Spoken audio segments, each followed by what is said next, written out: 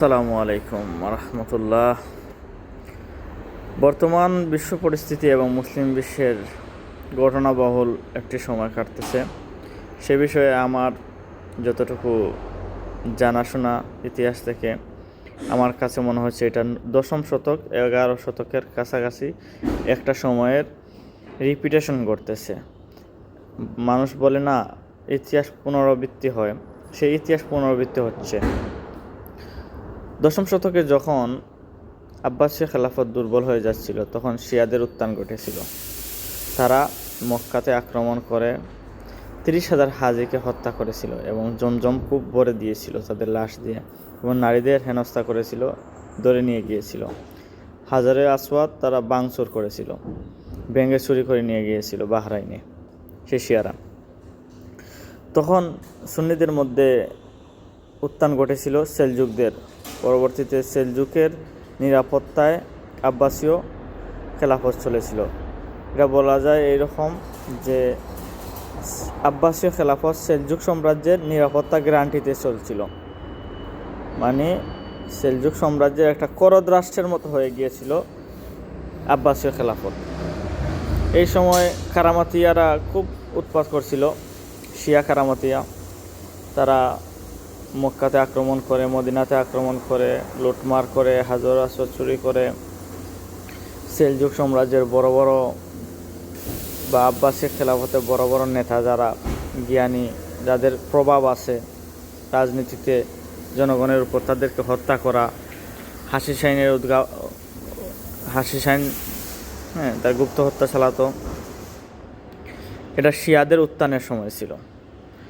এই উত্থানের সময় ক্রুসেডাররা জেরুজালেম আক্রমণ করে দখল করে নেয়, কারণ সুন্নিরা ছিল এই শিয়াদের উত্থানের ঠেকানোর ব্যস্ত ছিল। তখন ক্রুসেডাররা, খ্রিস্টানরা জেরুজালেম আক্রমণ করে দখল করে নিয়েছিল সেই সময়টা।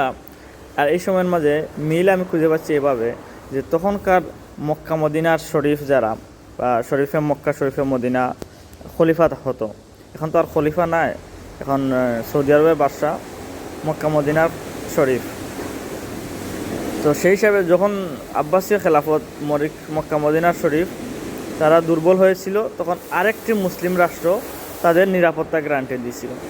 এখন বর্তমান প্রেক্ষিতে মক্কা মদিনা শরীফ সৌদি রাজবংশ তারা দুর্বল, তারা আমেরিকার নিরাপত্তাতে আর সন্তুষ্ট না, তাদের নিরাপত্তা আমেরিকা রাখতে দিতে পারতেছে না। তখন কী হলো, আরেকটা মুসলিম রাষ্ট্র তাদের নিরাপত্তার জন্য এগিয়ে আসলো। বর্তমানে পাকিস্তান তার সেনাবাহিনী, তার বিমান বাহিনী, তার এই আকাশ প্রতিরক্ষা ব্যবস্থা সৌদি আরবে মোতায়েন করেছে। এর মানে এই আব্বাসী খেলাফতের সময় যখন সেলজুকরা মোতায়েন করেছিল, এখন সৌদি আরবের যুগে সৌদিতে পাকিস্তান মোতায়েন করছে, এই জায়গাটা মিল। তখন এই শিয়াদের উত্থান ঘটেছিল, তখনকার উত্থান একটু ডিফারেন্স আসছিল, কারণ শিয়ারা তখন